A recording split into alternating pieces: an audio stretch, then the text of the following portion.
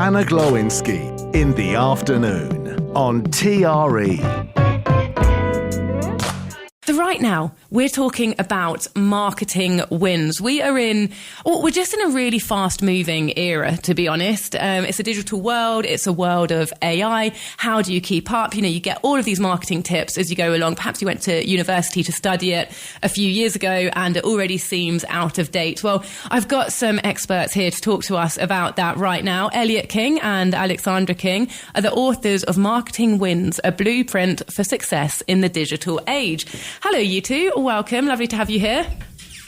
Hi, lovely to be here. Yeah, hi. Hi.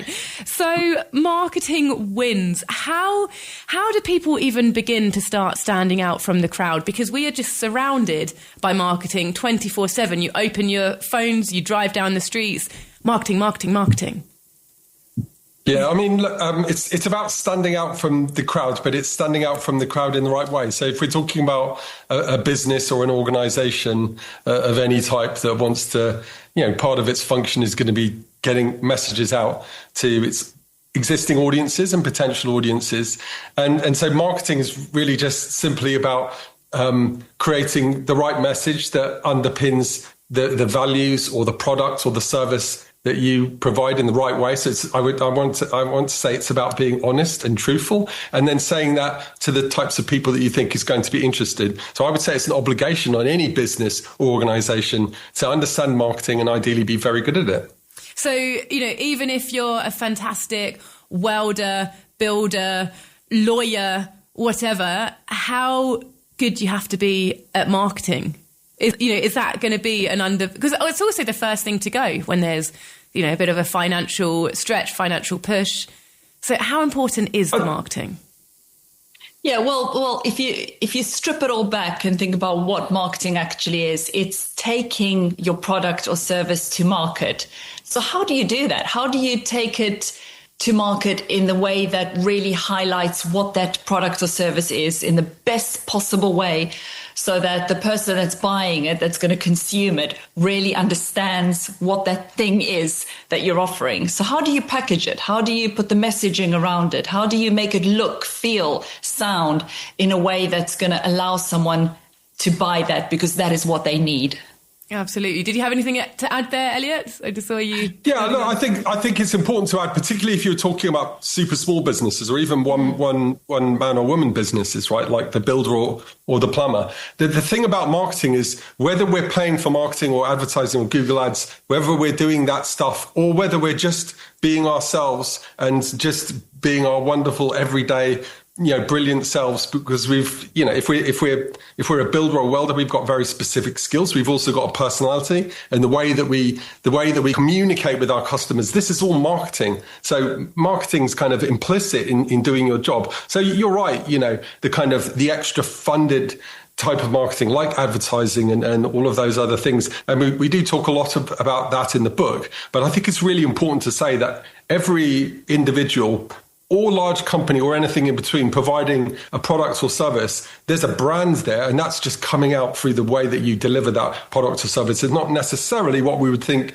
about something that sits over here in its marketing and it's different. It's actually part of your product. So your approach, literally every bit of communication you have is your marketing brand.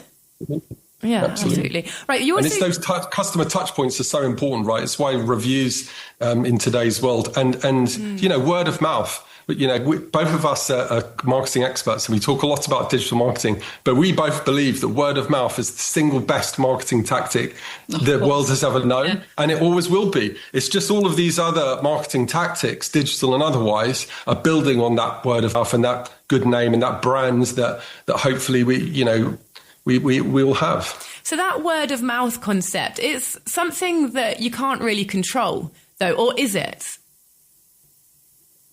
Well, it definitely is. And actually, word of mouth becomes propelled by, let's say, the very good digital marketing that you do. Okay. So when you communicate in the right way, when things are shown in the right way, and that brand awareness is spreading also in the right way, that actually enhances the word of mouth on the ground.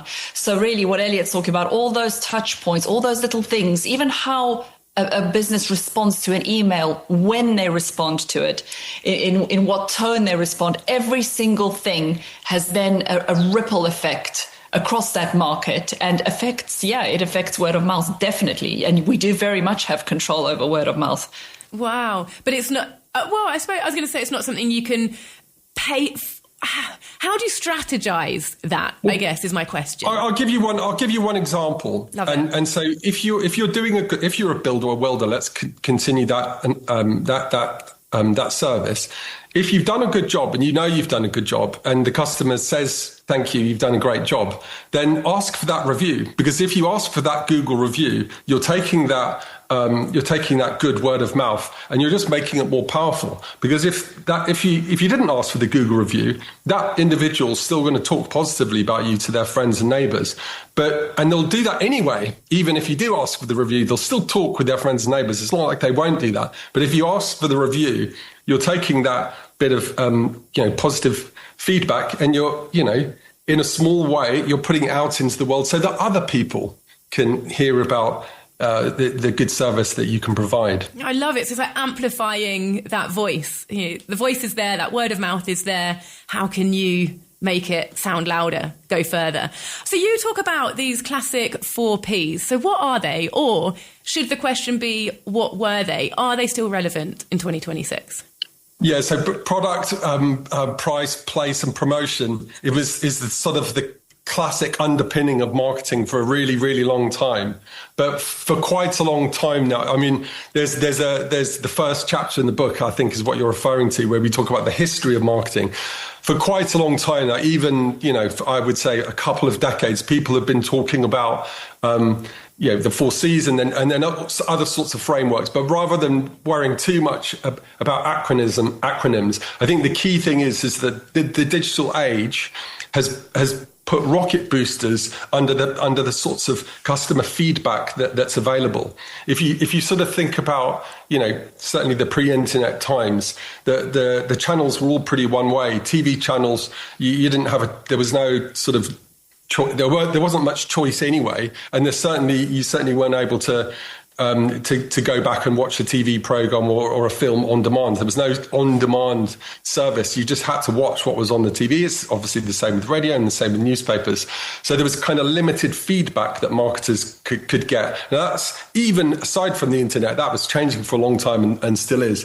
And I guess it goes back to what we were saying at the start. It should have brought marketing to a place where it's more about communicating the real values of the company or the product or service, because it's really, really difficult, in all honesty, to fake something these days. That's why reviews are so important, right? Because if you're kind of tricking people into buying a product or service, and actually it's not really what you're selling it as, then it's going to show up in reviews, in word of mouth, and in another sort of feedback formats that weren't quite so widely available, let's say some years or even decades ago.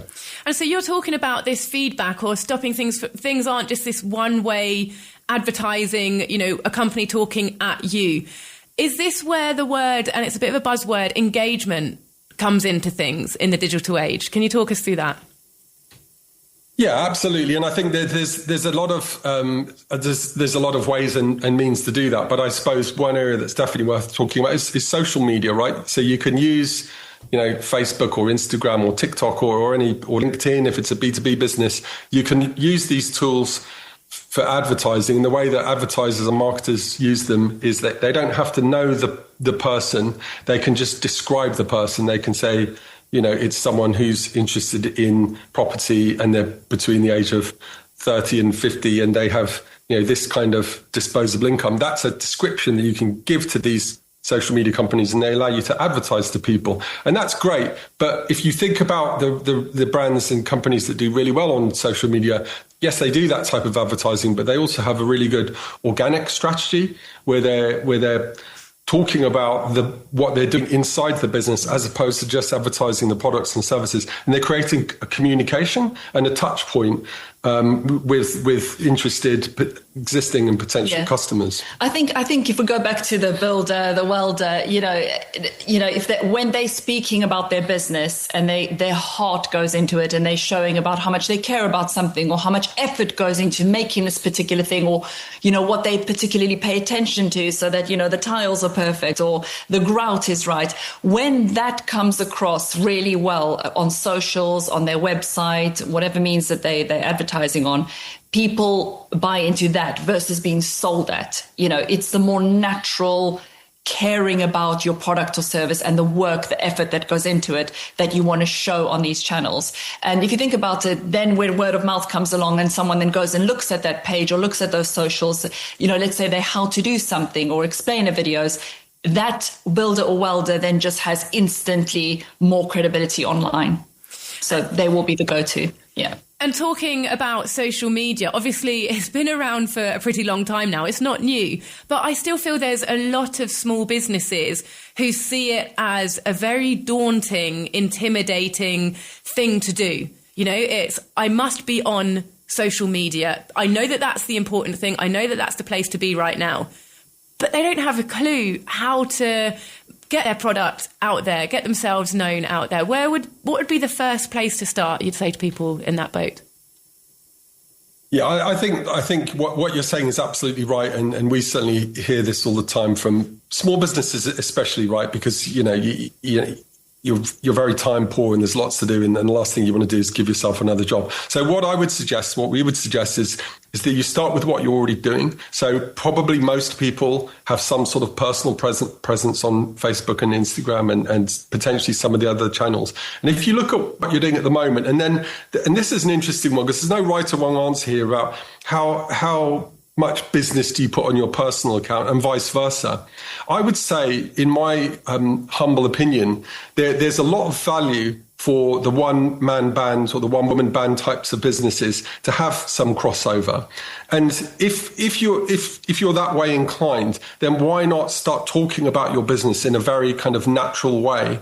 And if you're already doing it, why don't you try doing it a bit more and just test the engagement? Now, for some businesses or individuals, it might make more sense for them to have a dedicated professional account. And it's case by case. Like I said, there's no right or wrong answer. But I would certainly advise people to start from what they're already doing and just look at doing a little bit more and maybe even just jotting down a bit of a strategy. And if you want some help there, you can have a look at the book. There's got some great starter ideas. Absolutely. And the final topic I want to talk about, can't avoid it, AI. How is that changing the marketing online digital environment? What do people need to know? Oh, my word. Where do we start with that? And whatever you say right now, it's going to be completely different in 3 minutes' time. It's moving that fast. Yeah, that's right. Maybe we should just ask ChatGPT for the answer. What do you think? Well, content is king, is what I would say. So especially there's quality in long form content. So, podcasts and long form videos and where you're talking about what you do in more detail and specifically you're answering questions about what to do. So when these LLMs, when people use them, they search for things, they have queries. So when you're answering the questions within your long form content, lo and behold, you appear in AIs and in those search engines. So, I would say I would start with content is king. Doesn't matter which AI, ChatGPT here today, gone tomorrow, they're all changing. But where you can't go wrong is producing good quality content, short form and long form. Yeah, and I think Aleksandra is absolutely right. And just to be clear, what she's saying there is because AI is going to change the world and it's going to change all sorts of jobs and everything. But from a marketing perspective, if we want to just put our business hat on, the opportunity is showing up in the questions that people are asking inside these LLMs where they might have, a few months ago or a year or so ago, typed in a search into Google. Now, increasingly, people are looking for builders and welders via ChatGPT and via Google Gemini and the other LLMs. And what Aleksandra is saying there is if you correct the right human-created content, because interestingly, these AIs, when they find AI-driven content, they'll strip it out and they don't count it as valuable as something that they can verify is being created by an actual human or human beings. For example, this talk show, this interview, the AI understands that this is real people talking to each other and not other AIs, and therefore it ranks it higher. And Aleksandra's absolutely right. It's actually a really big opportunity for small businesses, because if they do get the right content created and they put it out on channels like YouTube and podcast channels and on their websites, then that content will be picked up by the AIs. And if it's relevant to a question that someone's asking, so what we've got to think about is what types of questions will people be asking inside a chatbot now, as opposed to just Google search. And if we can create content that answers those questions, we're very likely to show up. And this is an area where small businesses can definitely compete with much larger ones. Absolutely right. My final question, I'd like you each to answer this one. And it is, what's your favourite message from the book that you've just written? Maybe something that you discovered as you were writing it that you didn't expect to come up. Maybe it's something that you just wish that everybody knew, or maybe it's something personal to you. Well, I mean, I guess I'll start. So in the book, at the end of each chapter, we sort of, there's a kind of a personal anecdote, I guess, that each of us have sort of picked up along our sort of business lives. And one of my favorite ones is I don't know if you remember the famous line from the movie, "Build it and they will come." And he was talking about, an amazing football field. And in the movie, they built it and they did come. But in actual fact, in marketing, that really isn't the case. It never has been the case, and it probably never will be. So you can have the most amazing product and service in the world, and you can build it so it's beautiful and it looks amazing and it looks attractive. But the truth is that if no one knows that it's there, or no one knows it exists, or not as many people as that amazing product or service deserves know it exists, then they won't come. And so it goes back to your question really at the start. Marketing is fundamental, in my opinion, to any business or products or service. And it doesn't mean you have to pay thousands or millions of pounds or euros or dollars, but it does mean you have to think about how you're going to communicate to your potential audience so that you can bring them to your products and services, as opposed to just waiting and hoping that they're going to find it. Thank you, Elliott. And your answer, Aleksandra? Yeah. I suppose it's similar vein in that, marketing is hugely important. And, you said something earlier about, when there's struggles in the economy, there's problems, marketing is usually the first thing to go. It shouldn't be the first thing to go. You should look at your marketing activity, find out where you get your biggest return on investment from your marketing activity, and go.